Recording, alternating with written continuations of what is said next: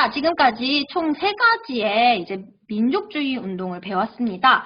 민족주의는 제가 맨 처음에서도 설명했듯이 전 국민에게 뭐 이익이 되는 그런 운동을 벌여야겠다라고 주장을 한 거고, 대표적인 운동이 이제 일본으로부터 경제적으로 자립하자, 불산장려운동, 그리고 이제 대학교육, 고등교육을 하자, 밀립대학 설립운동, 그리고 문맹을 타파하자, 농촌개몽운동, 이렇게 3가지가 있었습니다. 자, 그렇다면 사회주의 계열에서는 어떤 운동을 펼쳤는지 한번 살펴보도록 할게요. 사회주의 운동은 이제 아무래도 각 계층, 소외된 계층들의 이익을 대변하는 운동을 굉장히 많이 했어요. 아무래도 지주보다는 농민이 약소 계층이잖아요. 그래서 농민들의 이익을 대변해주는 농민운동을 펼치게 됩니다.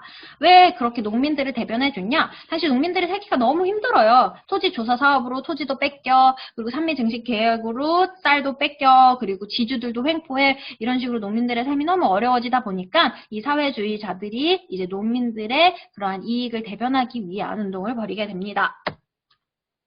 대표적인 운동 한번 볼게요. 대표적인 운동이 암태도라는 섬에서 벌어진 소작쟁이라는 겁니다. 소작권이라는 건 지금으로 보면은 우리가 집을 뭐 빌리잖아요. 임대를 하잖아요. 그래서 이제 내가 이 집에 살 수 있어요 라는 임차권이라는 걸 이제 얻게 되는데, 내가 뭐 예를 들어서 1년을 살고 여기서 더 살고 싶어서 계약을 1년 연장을 하고 싶은데, 됐어, 너 말고 너보다 더 돈 많이 주는 애로 바꿀 거야 라고 이런 식으로 계약을 연장해주지 않는 그러한 상황이 발생하게 되는데, 그것과 마찬가지로 이제 농민들이 이 땅에서 농사를 짓는 권리를 소작권이라고 하는데, 그 소작권을 너 좀 일 못하는데 됐어, 너 빼고 다른 애 들여올 거야 라고 하는 식으로 뭔가 노동의 이런 안정성, 고용 안정성을 인정해주지 않는 걸 소작권의 자증이동이라고 해요. 그래서 자증이동하지 말아라, 나 이 땅에서 한 10년은 안정적으로 일할 수 있게 해줘라 라고 주장을 하고요. 그리고 소장료라는 건 임대료랑 비슷해요. 내가 이 땅을 빌려서 농사를 지었으니까 그 빌린 돈을 지주에게 주는 거를 소장료라고 하는데, 땅을 빌려간다라는 이유만으로 그 땅에서 나는 뭐 곡식의 절반 이상을 가져가게 돼요. 너무 많죠? 그러니까 그 소장료 인하해달라라고 이런 식으로 농민들의 이익을 대변해주는 운동이 진행됩니다. 대표적으로 암태도 소작쟁이라는 거 알고 계시고요. 자, 그리고 농민과 마찬가지로 이제 어떻게 보면 약소 계층이었던 노동자들의 입장을 대변해주는 노동운동이라는 것도 있었습니다. 노동자들은요, 장시간 노동을 해요. 우리는 지금 기본적으로 8시간을 일하잖아요. 근데 이때는 12시간에서 16시간은 기본으로 일을 한 거예요. 그런 식으로 장시간 노동도 시켜. 근데 돈은 적게 줘. 그리고 일본인이랑 조선인이랑 똑같이 일해도 일본인을 더 많이 줘. 이런 식으로 차별이 일어나고 있으니까 이런 식으로 차별하지 말아라. 노동자들의 복지도 생각해달라라고 하는 걸 노동운동이라고 하고, 대표적으로 원산에서 일어난 총파업이라는 게 있어요.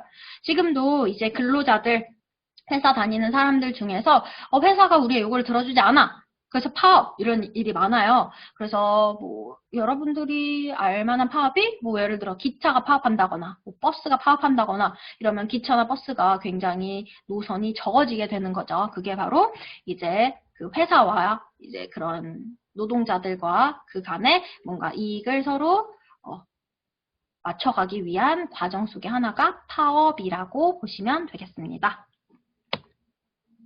이게 이제 원산 총파업이라고 하고 무려 1만 명이나 참여를 했다라고 해요. 원산의 당시 인구가 얼마라고 했던가? 3만 명이라고 했나? 그러면은 그 중에 3분의 1인 1만 명이 참여했다라는 건 엄청나게 큰 운동이었다라고 볼 수 있겠습니다. 자, 그리고 그 외에도 이제 형평운동, 요거는 잘 보셔야 되는데, 형평운동이라는 것은 백정들의 권리를 보호해주자라는 운동이에요. 여러분들 백정이 무엇인지 알아요? 백정은 소위 말하면 도살업을 하는 사람이죠. 이제 소나 돼지를 잡는, 가축을 잡는 일을 하는 사람들을 백정이라고 하는데, 조선시대부터 백정은 굉장히 천하게 대했어요. 그래서 노비들, 그러니까 천민들보다도 더 천하게 대했던 걸 백정들이었는데, 그 백정들은 당연히 1895년 갑오개혁으로 신분제가 폐지되면서 그들은 더 이상 이제 차별을 받지 않아야 돼요. 제도적으로는 차별을 받지 않는데, 근데 이 사람들의 신분증에 나가는 빨간 점을 찍어서 얘네들은 백정 출신이다 라는 것을 계속 낙인 찍고 있었습니다. 그래서 우리 백정도 인간인데, 그러면서 만민공동회에서도 박성춘이라는 사람이 막 그런 연설을 하잖아요. 뭐 백정도 사람이다. 그런 것처럼 이제 백정도 인간으로서의 권리를 보장받고 싶다라고 운동을 하는 걸 형평운동이라고 하고, 그리고 이제 소년운동이라고 해서 어린이들을 미래의 뭔가 희망이다. 그러니까 어린이들을 인간적으로 대우해주자. 사실 이때만 해도 방정환 선생님이 어린이날을 만든 이유는 이때 당시에 어린이는 그냥 부모의 소유였어요. 부모의 물건이라고 보시면 돼요. 그래서 부모가 돈 없어? 그럼 내 자식 팔아서 돈 얻고, 이런 게 되게 비일비재했어요. 자식을 인신매매하는 게. 그래서 방정환 선생님이 이런 걸 보고, 아니 어린이들은 우리 사회의 미래, 희망인데 저렇게 어린이들을 막대하는 게 옳은 걸까? 라고 생각을 하고 어린이날을 제정하면서 이제 그런 식으로 어린이들의, 소년, 소녀들의 권리를 주장했다라고 합니다.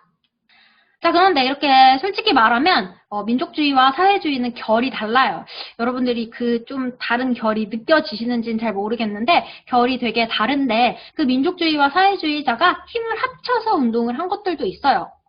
맨날 싸울 수만은 없잖아요. 이들이 공통된 목표는 뭐였어요? 독립이죠. 그쵸? 그래서 그 독립을 위해서 둘이 힘을 합치게 됩니다. 그래서 그렇게 힘을 합치게 되는 운동 3가지 같이 한번 살펴보도록 할게요. 자, 첫 번째부터 한번 보도록 하겠습니다. 첫 번째 운동은 60만세 운동이라는 거예요. 만세 운동이래요, 여러분들. 뭐랑 이름이 비슷해요? 그쵸? 3.1운동과 이름이 비슷하죠? 자, 기억해 볼게요. 3.1운동. 누가 돌아가셔서 그 날을 기점으로 일어난 거예요? 여러분들 기억나요? 그쵸? 고종의 장례식을 하는 날에 사람들이 많이 모이니까 그 날을 이용해서 3.1 만세운동을 벌인 거잖아요. 자, 그러면 이번에도 만세운동을 하는데, 그럼 이번에도 사람들이 많이 모일 기회가 있었다라는 건데, 이번엔 어떤 일이 벌어졌을까요? 네, 여기 있는 선생님의 표정이 안 좋죠? 바로 대한제국의 마지막 황제, 고종의 아들이었던 순종이 사망하게 됩니다. 순종이 사망하자 또 이제 순종의 장례식을 위해서 많은 사람들이 서울로 모이죠. 그래서 이제 그때를 기점으로 우리 또 한 번의 3.1 만세운동을 벌여보자 라고 이렇게 계획을 합니다. 근데 일본이 바보는 아니죠. 얘네들이 고종이 죽었을 때 그렇게 크게 3.1 만세운동으로 충격을 받잖아요. 그럼 당연히 얘네들도 순종이 딱 죽자마자 또 3.1 만세운동 같은 일이 벌어질 수 있겠으니까 우리 단속하자 라는 생각을 했었을 거랍니다. 자, 그래서 이제 우리 쪽에서 우리나라 사람들은 이렇게 여러 세력들이 힘을 합쳐서 우리 제2의 3.1운동을 만들어보자 라고 이렇게 비밀리에 준비를 하게 됩니다. 하지만 일본 한 번 당하지 2번 당하진 않죠. 결국엔 일본에게 발각이 되어요. 비록 60만세 운동은 실패하게 되지만 이 60만세 운동을 계기로 사실 사이가 별로 좋지 않았던 민족주의자와 사회주의자들이 우리도 힘을 합쳐서 독립운동을 한번 해보자 라고 이제 뭔가 손을 잡게 되면서 신간회라는 단체를 만들게 되는 계기가 됩니다. 그래서 60만세 운동이 비록 실패했어요. 그렇다고 여러분들은 실패했으니까 이건 별로 중요하지 않네 라는 게 아니라 이 운동이 비록 실패했더라도 이 운동의 결과로 신간회라는 단체가 설립되었다. 굉장히 유의미한 사건이었다라고 생각하시면 되겠습니다. 자, 신간회라는 단체는 왜 의미가 있냐면 사이가 좋지 않았던 민족주의자들과 사회주의자들이 이렇게 손을 잡았다라는 의미에서 굉장히 의미가 있어요. 사실 지금까지도 소위 말하는 이런 민족주의 계열과 사회주의 계열은 사이가 좋지 않아서 국가가 분단되어 있는 상태예요. 근데 이들이 몇 번 안 되게 손을 잡았을 때가 있는데 그 첫 번째가 이 신간회 덕분이라고 보시면 되겠습니다. 그래서 굉장히 의미가 있습니다. 자, 신간회가 이제 생겨나게 된 배경을 한번 보자면 민족주의 계열에서 분열이 일어나게 돼요. 사실 우리 민족은 지금 일본인과 이렇게 일본인을 이기기 위해도 힘든데 민족주의 내부에서도 이렇게 갈등이 일어나서 이렇게 갈리게 됩니다. 그래서 뭐라고 하는 사람들이 등장을 하냐? 우리 민족은 열악해요. 그러므로 우리 민족의 장래는 오직 쇠퇴. 우리 민족은 이미 망할 길밖에 안 남아있는 거예요. 그러니까 우리는 민족을 개조해서 일본인으로 만들어야 된다 라고 주장하는 지식인들이 등장해요. 이 이광수라는 사람이 엄청난 베스트셀러예요. 지금으로 따지면 여튼 엄청나게 유명한 소설가입니다. 굉장한 지식인인데 이 사람 심지어 3.1 만세운동의 독립선언서까지도 이제 작성에 참여하고 이런 식으로 굉장히 많은 일을 했던 사람인데 1920년대 이제 일본의 이런 분열 정책에 따라서 결국에는 이렇게 돌아서는 사람들이 등장을 하게 됩니다. 어쩔 수 없었다고도 볼 수 있고 안타까운 상황이죠. 그래서 타협, 일본과 타협하는 민족주의자들이 등장을 하게 되고 아니 나는 일본과는 절대 타협할 수 없어. 비타협적 민족주의, 줄여서 비타민 이런 사람들이 생겨나게 됩니다. 타협적 민족주의자들이 주장하는 자치론이라는 건 뭐냐면 일본의 지배는 인정하고 우리는 그 안에서 우리끼리 자치를 하자라는 거예요. 그래서 이 자치론에 담긴 의미는 일본의 지배를 인정하겠다라는 의미입니다. 자, 이런 식의 이제 민족주의자들의 상황을 볼 수 있는데 한번 다시 글로 보자면 우리가 앞서 배웠던 물산 장려운동, 밀립대학 설립운동, 그리고 농촌 계몽운동 이런 것들이 성과를 얻지 못하자 한계점을 느낀 민족주의 세력 중에선 일제가 허용하는 범위 내에서 한국인의 자치권을 획득하자라는 자치론을 제기하였다. 그렇게 일본과 타협하라는 타협적 민족주의 세력에 맞서 완전 독립을 주장하는 비타협적 민족주의 세력, 즉 줄여서 뭐라고 한다? 비타민 세력은 사회주의 진영과 연대를 통해서 독립을 하려고 노력하고 있는 상황이다 라고 보시면 되겠습니다. 사회주의자들의 상황 볼게요. 사실 일본은 사회주의를 굉장히 싫어합니다. 그래서 치안유지법이라는 걸 제정을 해서 사회주의자들을 강력하게 탄압하고 사회주의자들은 이제 불법화가 된 거예요. 사회주의를 하는 사람 모두 다 불법이야 라고 하면서 합법적인 사람들이 필요해요. 자신들이 살아남기 위해서. 근데 마침 중국에서도 이렇게 민족주의 계열이었던 국민당과 그리고 사회주의 계열의 공산당이 합작을 하는 국공합작이라는 게 벌어지게 되자 그래 중국도 저렇게 합작하는데 우리도 한번 민족주의 사회주의 합쳐보자 라고 주장을 하는 사람들이 등장하게 되죠. 어떻게 보면 민족주의와 사회주의 서로의 니즈가 충족이 된 것이라고 볼 수 있겠습니다. 자, 그래서 방금 읽어본 글을 한번 문제를 여러분들 학습지에 한번 같이 풀어보도록 할게요. 신량 양성운동이 실패하자 일부 민족주의 계열은 무슨 독립운동 방안을 제시하냐? 바로 비타민은 사회주의자들과의 연계, 그리고 타협적 민족주의는 자치론을 주장하게 됩니다. 일제가 사회주의자들을 탄압하기 위해 제정한 법은 치안유지법이라고 하고요. 중국의 무슨 사건이 사회주의자와 민족주의를 연대하게 만들었냐? 국공합작, 국민당과 공산당의 합작이다라고 보시면 되겠습니다. 자, 이렇게 만들어진 신간의 강령입니다. 우리는 정치 경제적인 각성을 촉구한다, 단결한다, 그리고 기회주의자는 부인한다. 여기서 말하는 이 기회주의자들이 누구를 말하는 걸까요? 그렇죠. 바로 타협적 민족주의자, 일본에게 붙어버린 자들이라고 볼 수 있겠습니다. 그 신간의 여러 가지 활동 볼게요. 전국적으로 지회, 지부, 라고 보시면 되겠죠. 안산점, 고잔점, 중앙점 이런 지회를 만들어서 강연회와 연설회를 개최하고 그리고 야학이라고 해서 밤에 공부하는 거, 낮에는 일하고 그래서 밤에는 공부하는 사람들을 도와주는 일도 하고요. 그리고 일본과 한국인에 대한 차별교육 금지를 주장합니다. 그리고 좀 이따 살펴본 광주 학생 항일운동이라는 것을 지원하게 되죠. 그리고 근우회라고 해서 여성단체예요. 여성들의 권리와 지위를 향상시키자고 하는 근우회라는 단체를 지원해 주기도 합니다. 잘 기억하시길 바라겠고요. 하지만 이 신관회라는 단체 역시도 일제의 탄압과 그리고 그 안에서 일어날 수밖에 없었던 내분으로 인해서 결국에 4년 만에 해체를 하게 됩니다. 이 신간회랑 이름이 비슷한 게 우리 예전에 배웠던 신민회라는 단체예요. 한 글자만 다른데 신민회는 1907년부터 1911년까지 4년 있었고요. 신간회는 1927년부터 1931년까지 4년 있었어요. 뭔가 평행이론 같은 단체라고 볼 수 있겠습니다. 헷갈리시면 안 돼요, 여러분들.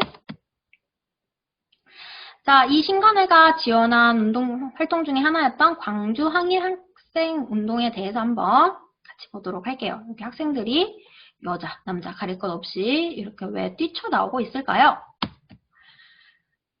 자, 광주라는 곳에서 어떤 일이 벌어졌냐? 광주 출발하는 통학열차 안에서 일본인 남학생이 한국인 여학생을 희롱하고 있는 상황이에요. 그걸 보고 한 한국인 남학생이 너 왜 한국인 여자를 괴롭히냐? 라고 하면서 시비가 벌이게 됩니다.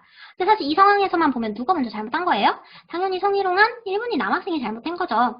그렇게 패선이 일어났는데 경찰은 당연히 한국 학생만 검거하는 일이 발생하게 되죠. 그래서 이 사건을 반발해서 이제 11월 3일에 광주에서 크게 항일운동이 벌어지게 됩니다.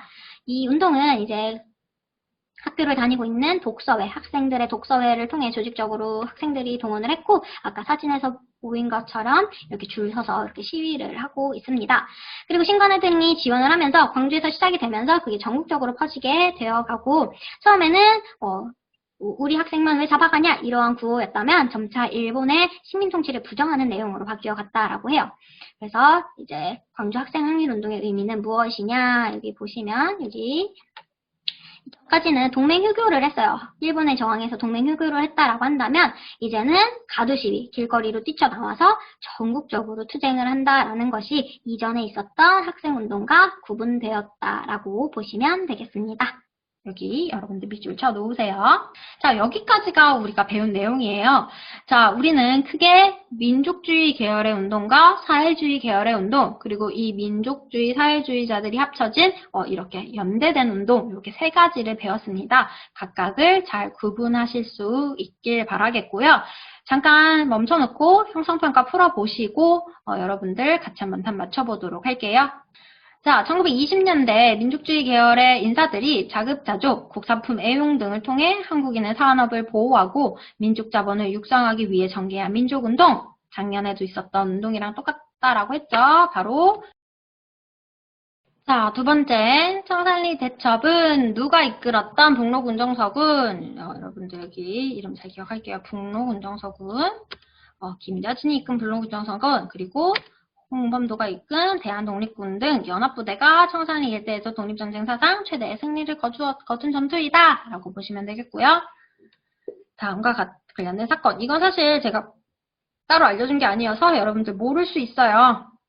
검거된 학생을 즉시 우리 손으로 탈환하자. 학생들이 왜 검거됐을까? 그렇죠. 무슨 사건 때문에? 바로 광주에서 일어난 그 광주 학생 항일운동, 기차에서 일본인 남학생과 한국인 남학생들의 그런 시비 때문에 일어난 것이죠. 그래서 학생들이 검거돼서 우리 손으로 탈환하자. 경찰의 교내 침입을 절대 반대한다. 식민지적 노예교육제도, 우민화제도 같은 거 말하는 거겠죠. 그래서 광주 학생 항일운동이다 라고 보시면 되겠고요. 네 번째, 자, 여기 이분이 바로 최용신 선생이죠. 최용신 선생님이 그 상록수라는 소설책에 이렇게 나와 있는데 이름을 최영신으로 바꿔서 이제 소설에는 나옵니다. 그래서 어느 신문사 주최 운동에 가담했던 것이 인연이 되어 사랑하는 사이가 된다.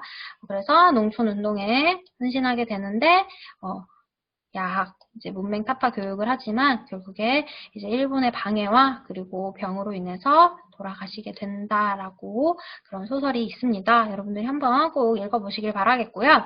자, 이러한 주체 신문사, 조선일보의 문자보급운동, 동아일보의 부나로드운동, 이렇게 잘라서 읽는 거예요. 부나로드운동, 이렇게 두 가지 대표적으로 살펴보았습니다. 자, OX 퀴즈 한번 풀어볼게요. 1920년대 6월 김자진의 북록운정서군은 일본군을 봉오동에서 크게 무찔렸다. 아니죠. 어디가 틀렸어요? 김자진의 북록운정서군이 아니라 홍범도의 대한독립군이 되겠습니다. 길을 붙여주시길 바라겠고요. 2. 일제는 봉오동 전투와 청산리 대첩에서 패한 것을 보복으로 자유시 참변을 일으킨다. X죠. 자유시 참변은 우리 나라 사람들끼리 싸운 거고 자유시가 아닌 간도 참변이라고 했습니다. 3. 의열단은 국내외에서 일제의 식민통치 기간을 폭파하거나 주요 인물을 암살하는 활동을 벌였다. 있죠. 네. 이 의열단을 만든 사람이 누구다? 김원본 선생이다. 라는 얘기 지난 시간에 했습니다. 자, 국외 독립운동 순서. 이거 순서가 중요하죠. 순서를 한번 같이 배열해 보도록 할게요. 뭐부터 일어났었죠? 봉오동 전투, 그 다음 청산리 전투. 이 두 전투에서 져서 빡친 일본이 간도에 무고한 이제 주민들을 살해하게 되고, 이런 상황 속에서 간도에 있으면, 우리 독립군이 간도에 있으면 주민들에게 피해를 주겠구나 라고 하면서 러시아 자유시로 갔으나 그 안에서 독립군들끼리 싸우는 일이 벌어지게 되고, 이 중에서 다시 만주로 돌아오는 사람들이 통합을 위해 삼부 조직을 하면서 삼부 통합운동을 했다까지 보시면 되겠습니다. 자, 그리고 마지막은 제가 그냥 한번 넣어봤어요. 여러분들이 지도의 위치를 조금 알아달라는 의미에서 넣어봤고, 여기 길림성에서 의열단이 만들어졌고, 여기 삼원보 지역에서 신흥무관학교가 만들어졌고, 여기 이 북간도 지역에서 봉오동, 청산리 전투가 일어났고, 블라디보스톡, 여기 연해주 지역에서 건업회가 생겼다. 사실 이거는 여러분들이 위치를 조금 알아주셨으면 하는 의미여서이고요. 대략 여기를 남만주, 서간도라고 하고, 여기를 북간도라고 하고, 그리고 이렇게 나눠서 여기 러시아 땅이었다라고 보시면 되겠습니다. 이 북쪽 지도 매우 중요하니까 여러분들 지도 잘 꼭 확인하시길 바라겠습니다. 자, 진도는 여기까지 나가보도록 할게요. 여러분들 오늘 수업 듣느라 수고하셨습니다. 다음 시간에는 이제 1940년대에 대해서 같이 한번 살펴보도록